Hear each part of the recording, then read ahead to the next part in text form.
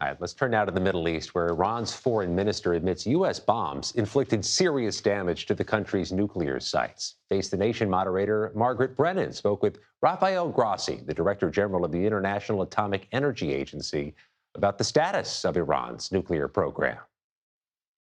There is an agreement in describing this as a very serious level of damage. It's clear that what happened, in particular in Fordow, Natanz, Isfahan, where Iran used to have and still has to some degree capabilities in terms of treatment, conversion, and enrichment of uranium, have been destroyed to an important degree. Some is still standing. So there is, of course, an important setback in terms of those capabilities. This is clear. The important thing is what are the next steps. Our Imtiaz Tyab is in Tehran with the latest. I spoke with him just a short while ago. Imtiaz, you have this unique access on the ground in Iran. What are people telling you about their concerns or their fears? Yeah, thanks for having us. Look, Iran is a difficult place to report from.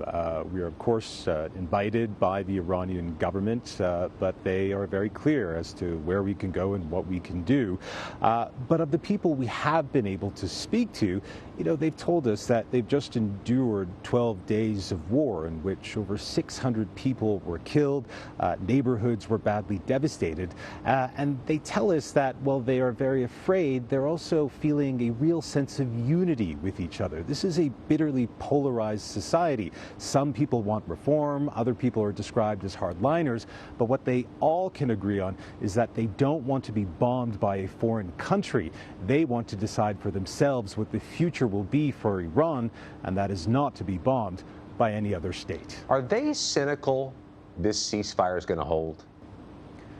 I think there's deep concern about what could happen next. The reality is there's very little trust in Israel here in Iran. Many fear that Israel will look for some sort of pretext to carry out strikes against this country.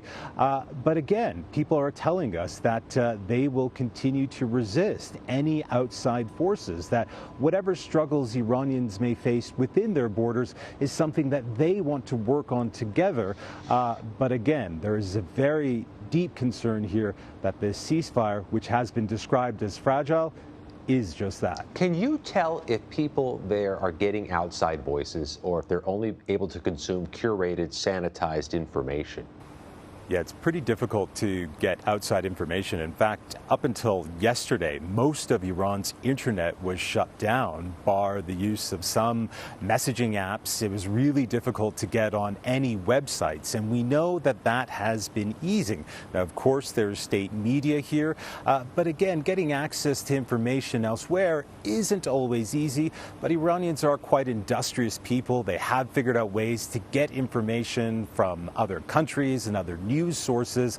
But again, many Iranians are looking within their country, looking at what they describe as a trauma that they've endured collectively, and are trying to figure out a path forward, a path that doesn't see war on the horizon. Just superb work there this week in Iran. Imtiaz, thank you very much. Thanks for having me.